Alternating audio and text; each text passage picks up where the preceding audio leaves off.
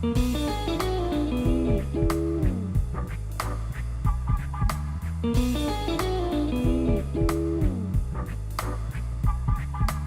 it going there, everybody? It's Mr. Zen over here bringing us a brand new EldLive episode discussion. And for today's segment, guys, I'm going to be talking about is episode 3. And in this episode, I want to say that there wasn't that much action going involved in this episode, but more or less to say that we actually finally learned what SPH was. We finally learned that this is going to be the most pivotal actual point for the story itself, because a lot of us viewers, we were always wondering what exactly is SPH, and this episode finally nailed it on the floor for us, and I finally am entertained to see as to what this actually is, because this is basically the powers that involves the aliens or the humans themselves, because every living creature has SPH, and SPH, folks, is basically an acronym for space pheromones. And the episode was very well hinted at the fact that even in the previous episodes that every living creature has SPH itself, but the only way that the EldLive officers can actually be appointed to be an EldLive officer, as they explained in this episode,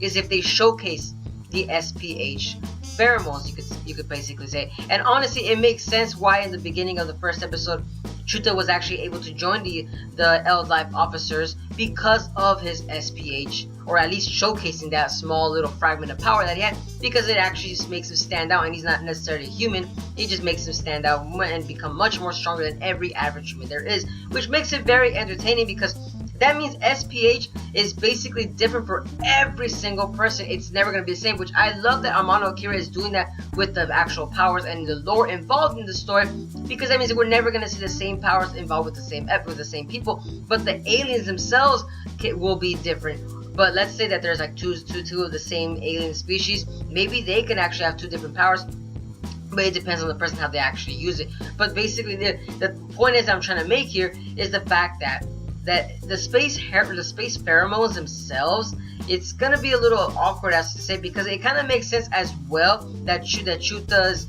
monitor alien was always actually explaining that, oh, I smell oil, oh, I smell gum, oh, I smell something very fragrant. It at the same time, it makes Chuta look like a very creep, because of course, he's blatantly explaining himself out loud what the monitor alien is actually explaining to him, but it kind of makes him at the same time kind of a little bit awkward, because of course he's thinking out loud and everybody looks at him as a creep, because if you're really talking to a conversation amongst a group of people, of course you kind of want to keep that to yourself, but I'm assuming that's his actual quirk that makes him seem to be very different from other people. Like that's his personality, as you can kind of say, and he just can't help it but just blatantly talk out loud when he's talking to Dolu, which I think it's fun every now and then, but it would get tedious after a while. I'm not gonna lie, it could get tedious, but I respect Amano Akira for her actual work itself, because I actually want to see more and more of what the lore itself is going to be involved in the later episodes themselves.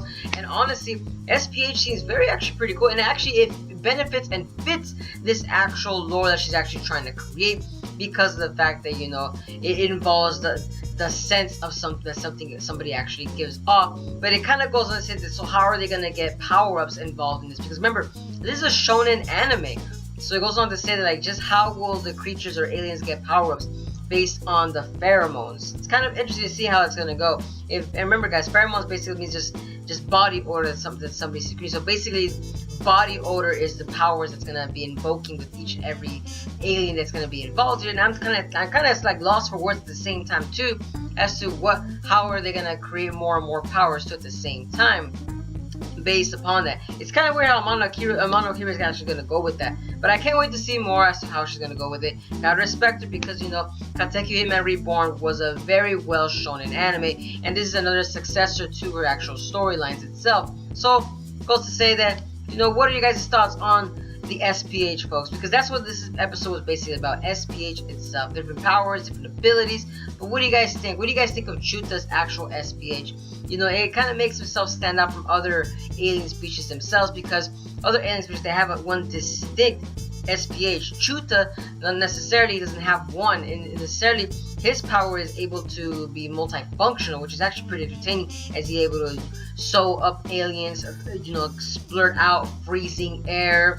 He could actually create fire if he wanted to at the same time. It'd be entertaining seeing as to how Chuta's actual SPH will develop later on in the series. Like I said, it's very entertaining to see, but like I said, let me know down in the comments below as to what are you guys' thoughts on the SPH and power abilities of this series. How are the power abilities going to go about as well with each of the main characters themselves. It's very entertaining to see how that's going to go. But like I said though, let me know down in the comments. And as always guys, if you guys enjoy my content, don't forget to give a like, comment, share, and subscribe for more EldLive anime discussions. Or check out my playlists as I do other winter anime discussions as well. And as always guys, hope you guys are having a wonderful day. But this is Mr. Zen, signing out.